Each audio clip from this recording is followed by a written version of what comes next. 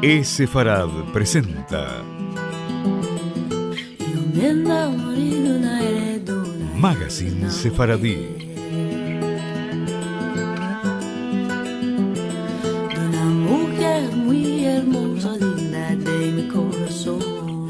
Una producción de Radio High y Radio Sefarad.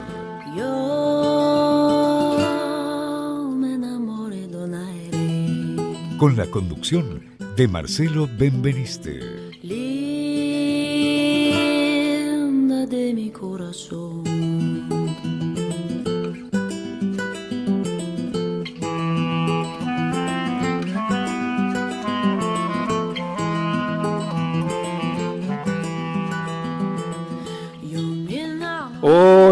Hola amigos, bienvenidos a una nueva emisión de Sefarad Magazine Sefaradí. Es la emisión número 304 y son dos los temas que nos trae este primer Magazine Sefaradí del 2017. Por un lado, hablaremos de los judíos de Verona, una comunidad que, como todas, ha tenido sus épocas de bonanza y también de persecuciones. Por otro lado, los amigos de Magazine Sefaradí recordarán que la semana pasada hablamos en el contexto del trabajo del Rab Yosef Bitton acerca de las diferencias entre sefaradíes y ashkenazíes en las tradiciones y los rituales de la celebración de la festividad de Hanukkah, sobre los riesgos y peligros que vivían los judíos tras la expulsión de España en la ruta hacia nuevos destinos, escapando de las conversiones forzadas del cristianismo, huyendo en barcos, y poníamos como ejemplo la trágica historia de Rabbi Yehuda Hayat, que nos llegó a través de su autobiografía en el libro Minhat Yehuda. Hoy vamos a comenzar nuestro programa cumpliendo la promesa de conocer a Rabbi Yehuda Hayat, una de esas personalidades que son muy poco conocidas y que sin embargo tienen mucho para contarnos a través del trabajo del Rab Yosef Bitton y su website halaja.org.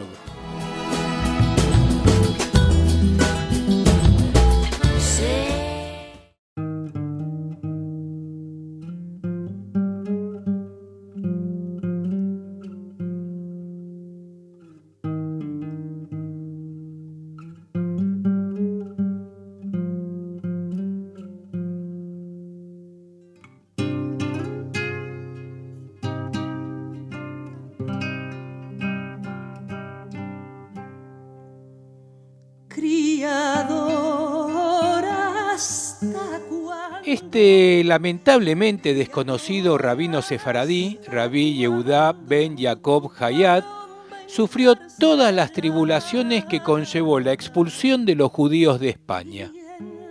Su terrible historia ejemplifica lo que sufrieron cientos de miles de judíos que fueron expulsados de la península ibérica por negarse a abandonar su religión.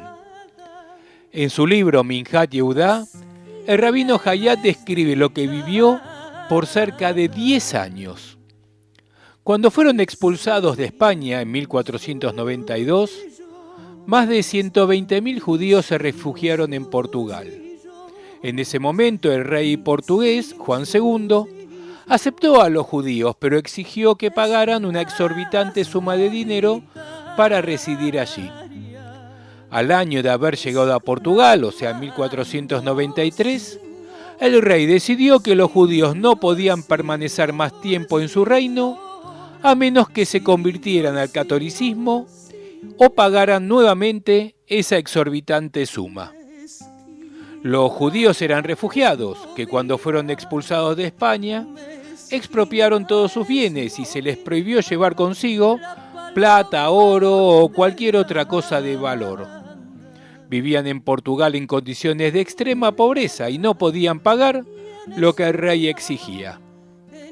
Junto con otros 250 refugiados judíos, el Rab Hayat abandonó Portugal y partió desde el puerto de Lisboa en una embarcación muy precaria hacia la costa de Marruecos.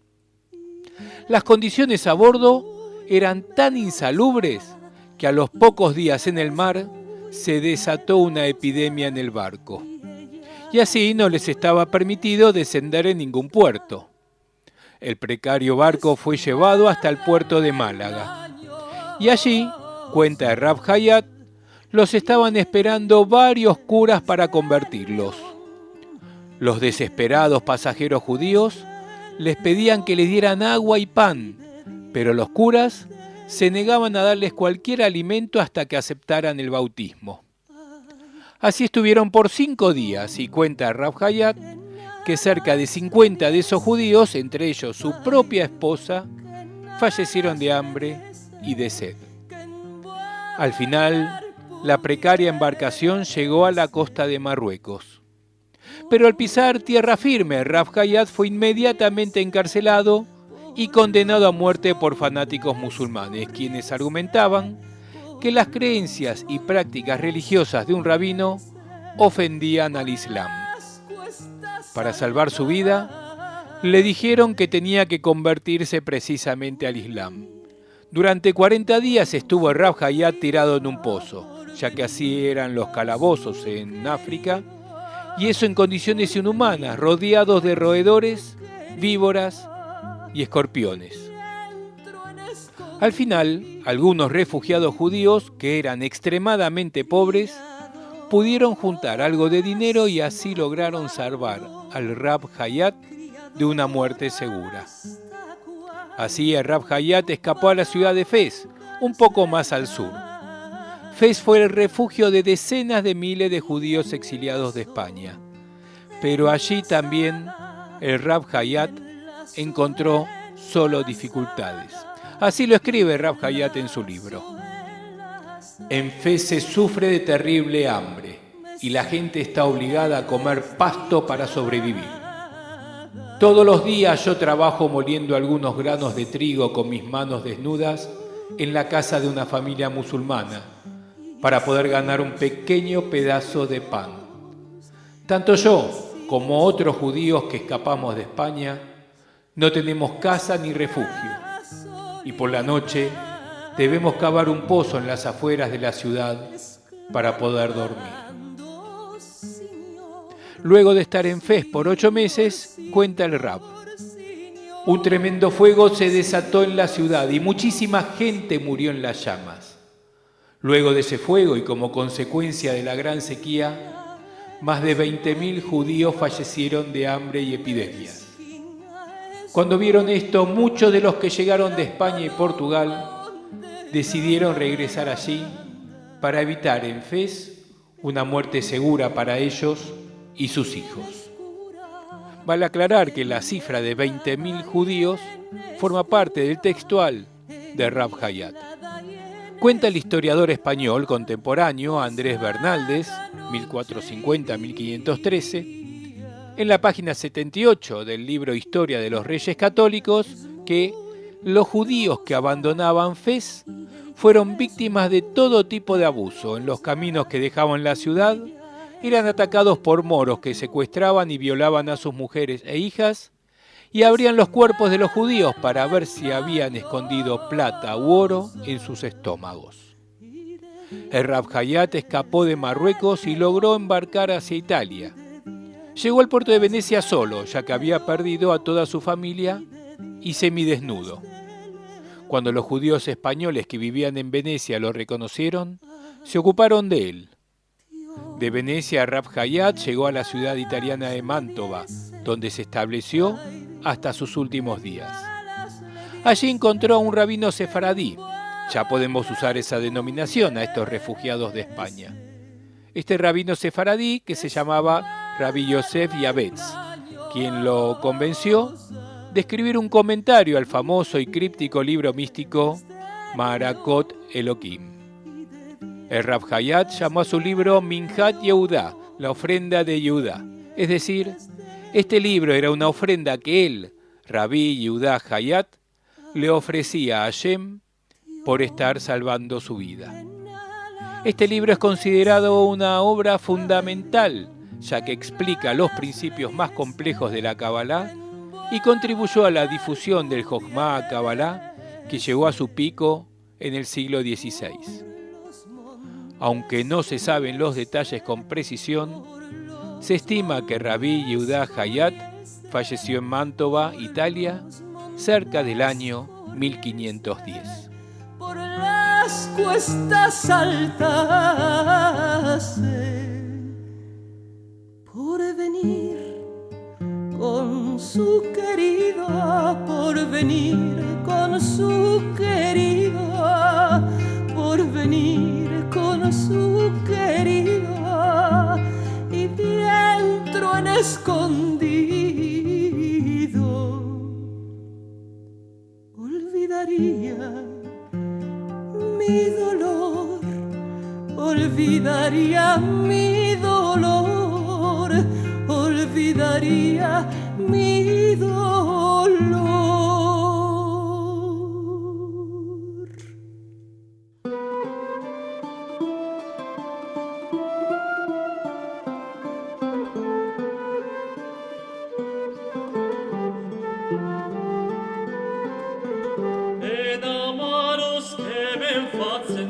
Deus non me maravillo, pois aquel que bondade comprida se fet seu fillo, que fet os montes moi grandes, e fet o grano do millo, por mostrar en nos as obras quais son esa bondade.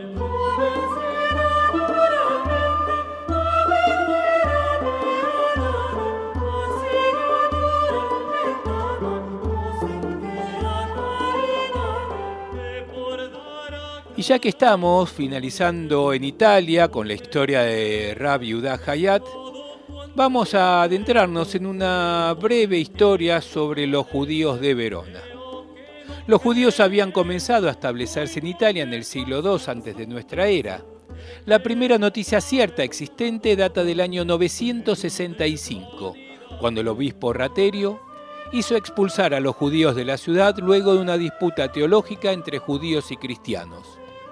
Parece ser que retornaron entre los años 1146 y 1147. Por los nombres de los primeros judíos, se deduce el origen ashkenazí del grupo originario, mayoritariamente compuesto por prófugos huidos de las persecuciones en tierras germánicas.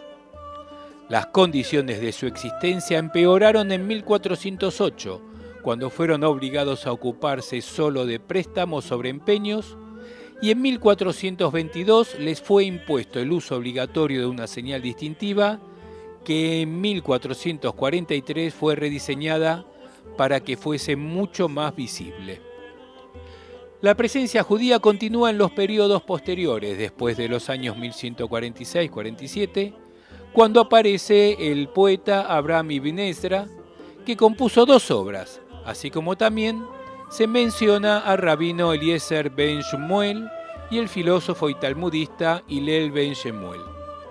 También es probable que el poeta Immanuel ben Shlomo Romano, llamado también Manuel el Judío, pasara un periodo en la corte de la Grande de la Scala, descrito vívidamente en el brindis a la magnificencia del señor Can de la Scala, donde escribía: «Varones y marqueses de todos los países, gentiles y corteses que hasta aquí llegaron, traviesos babuinos, romeros peregrinos, judíos sarracenos, verás pasar».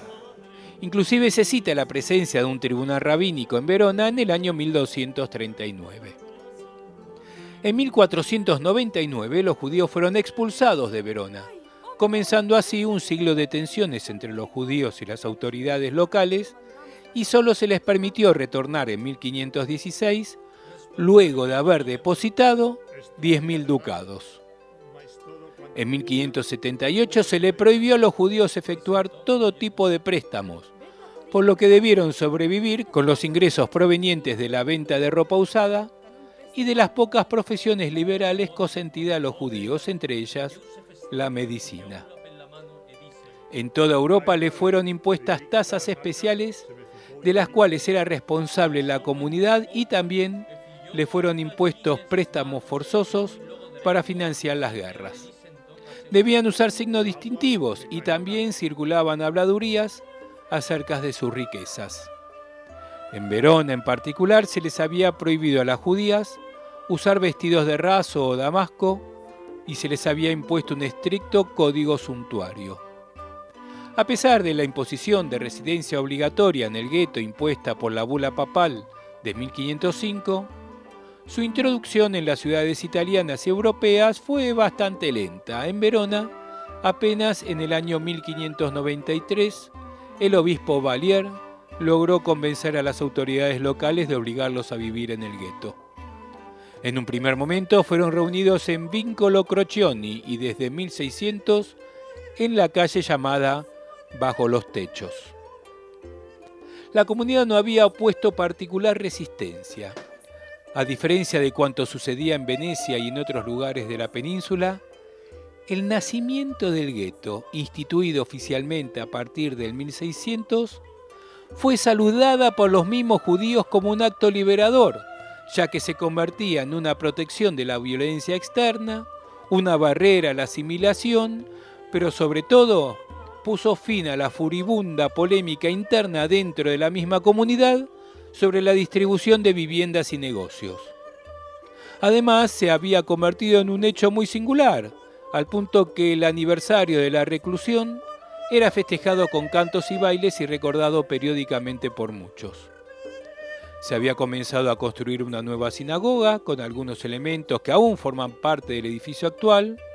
No obstante, la división de los edificios internos del gueto entre las familias judías veroneses fue causa de graves discordias entre 1598 y 1600. La sinagoga finalmente fue inaugurada en 1620. El gueto tenía 3 puertas, vigiladas por guardias cristianos. Disminuyeron los conflictos con los gentiles, pero no tanto como para impedir que en 1603 fuese realizado en Verona un proceso judicial por homicidio ritual. La comunidad de Verona seguía el rito ashkenazí, pero en 1638 llegó al gueto una comunidad sefaradí que sobrevivió hasta el siglo XX y a la que en 1655 se habían unido los marranos que aumentaron la población judía de Verona. La comunidad ya tenía una academia talmúdica donde se estudiaba Tanaj, Talmud y exégesis. En 1797 los franceses ocuparon militarmente Verona y eliminaron el gueto, igualando la situación de los judíos con el resto de los ciudadanos. Por esa época los judíos, o algunos de ellos, alcanzaron un alto nivel artístico.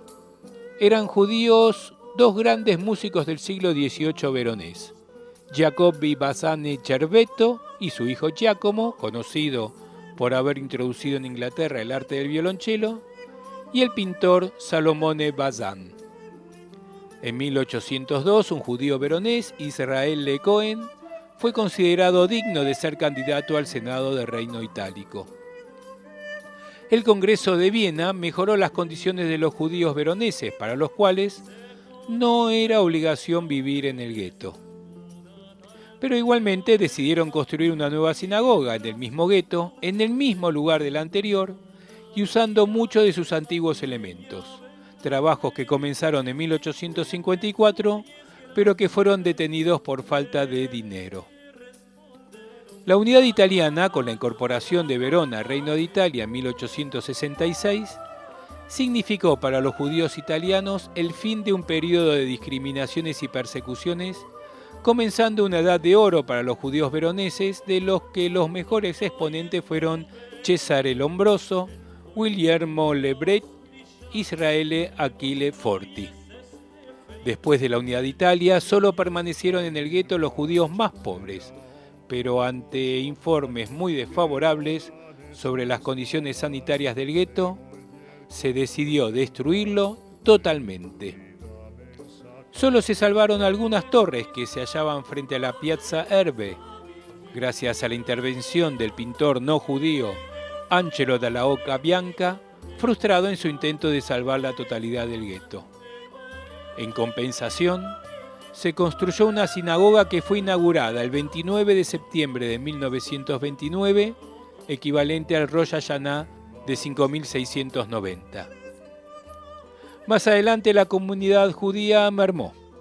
De 600 que eran en 1909, pasó apenas a 429 en 1931, y actualmente la comunidad consta de un centenar de personas, número un poco inferior al que existía a la finalización de la Segunda Guerra Mundial, en la que durante el transcurso de esta contienda el régimen nazifascista deportó a muchísimos judíos.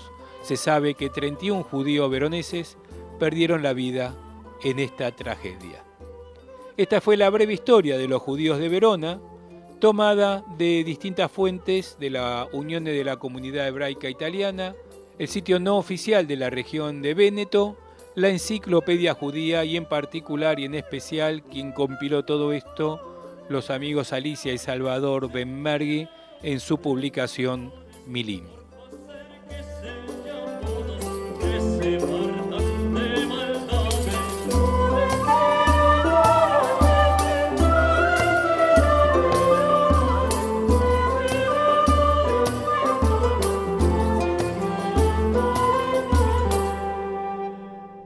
Yéndome para la guerra.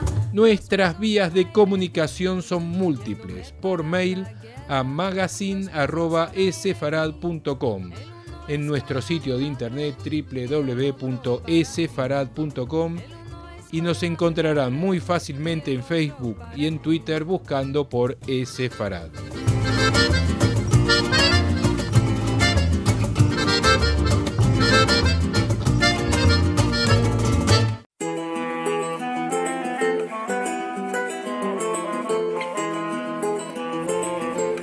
Música.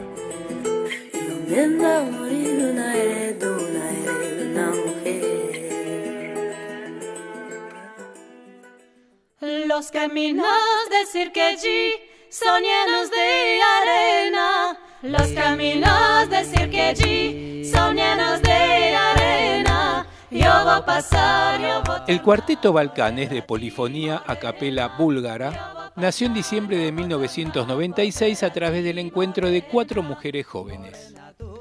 A partir de diferentes orígenes se han unido para crear canciones originales del repertorio tradicional de los Balcanes. 2 de ellas son verdaderas búlgaras, que viven en su ciudad adoptiva de Lyon, en Francia, y las otras 2 se definen búlgaras en el alma y juntas llevan la música para evocar las tradiciones, los recuerdos nostálgicos y el amor de esa zona. A veces melancólica y a veces lúdicas, estas 4 cantantes alternan la pureza angelical de sus voces y la fuerza de ritmo de las melodías para desplegar el rico repertorio de Bulgaria, interpretando canciones llenas de sonidos naturales que vibran con la tradición de la voz. 4 voces femeninas con fascinantes tonalidades de voz que se enredan, vuelan y se deslizan desde la oscuridad más profunda hasta sumergirse en un universo musical brillante, acompañando a su audiencia en un colorido universo musical cautivante. Generosamente ellas ofrecen historias trágicas, así como historias de humor, con una identidad en sus voces muy particular. Las emociones y el humor cruzan las fronteras y la magia se instala dentro del público desde la primera canción. El Cuarteto Balcán está formado por Milena Geliaskova, una soprano búlgaro-francesa que ya tocaba el piano y cantaba a la corta edad de 6 años, Milena Roudeva, una barítono ciudadana búlgara y francesa, proveniente del Conservatorio Superior de Arte Dramático de Sofía, que actuó 8 años como actriz en el Teatro Nacional de Bulgaria, la soprano Martine Saracín, quien después de estudiar piano clásico y teoría de la música inició el estudio del cello y el canto clásico, y el cuarteto termina con la última incorporación, la mezzo francesa Marie Scaglia. Su primer compacto, Oshté, fue lanzado en agosto de 2003 y luego editaron su segundo disco, el Balcanes Koesmet. Balcanes Koesmet es un CD fruto del amor que dedican a la música sagrada y popular búlgara, que contiene tradicionales canciones búlgaras de origen anónimo, así como creaciones realizadas en el mayor respeto del estilo. Su último compacto, Balcanes Sefaradí, grabado por el cuarteto Balkans junto a David Bruley. Con su experiencia en el canto de Bulgaria, El cuarteto Balcans, acompañado por David Bruley en percusión y Edmond Grenacia en clarinete, crea un repertorio polifónico de canciones populares judeo-españolas que se anidan en las canciones tradicionales de Bulgaria, que muestra los modos y temas en común. Tal el caso, por ejemplo, de la canción sefaradí que cuenta con el diálogo entre una madre y una hija, Ishamía, pidiendo a la madre a su hija infeliz en el amor que no se arroje al mar, mientras que hay una canción búlgara en la que una joven mujer pide a su madre no casarse demasiado pronto, la canción Molistá. También es el caso del tema con el que vamos a finalizar el magazine sefaradí de hoy. Se trata de Misil Ru, que sabemos tradicional de los sefaradíes de Turquía, junto a Samuernaya, que es tradicional búlgara. Un disco que combina, en definitiva, las culturas sefaradíes de Bulgaria, ofreciendo una visión renovada de la canción judeo-española. Y es así que nos despedimos, terminando esta nueva edición de Magazine Sefaradí. Recuerden que están todos los programas en el sitio de radiosefarad.com, donde cada viernes se suma la última edición, y también pueden escuchar el programa los domingos a la 1 del mediodía, hora argentina, en radiohai.com.ar y en la FM 96.3 MHz de Buenos Aires en la Radio Judía de América. También encontrarán todo lo que pasa en el mundo sefaradí en esefarad.com y siguiéndonos en Facebook y en Twitter. Soy Marcelo Benveniste y los espero nuevamente en 7 días con una nueva edición de Magazine Sefaradí. Los dejo con el cuarteto Balcans junto a David Bruley, interpretando la tradicional turca Misil Ru junto a Samuernaya, la tradicional búlgara. Semanada buena. Es muy amargo el sufrir, mas no por esto uno debe morir.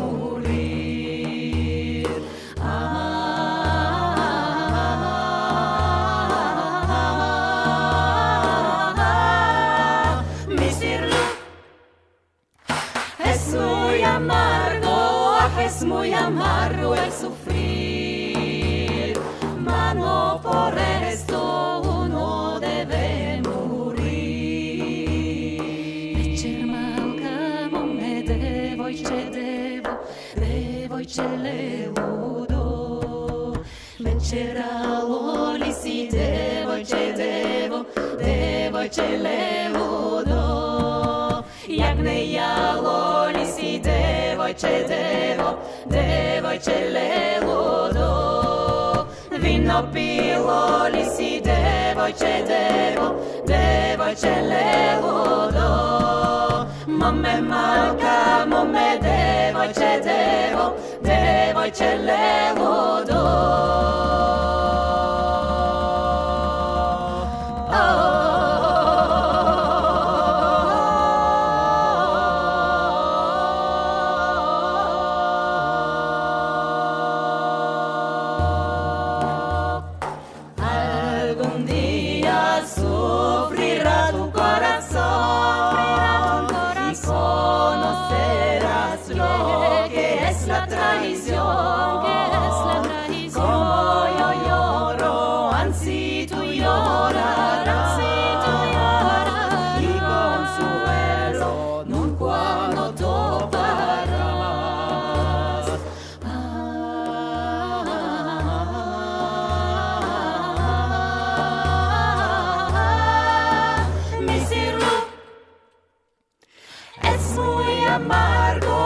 Es muy amargo el sufrir, mas no por esto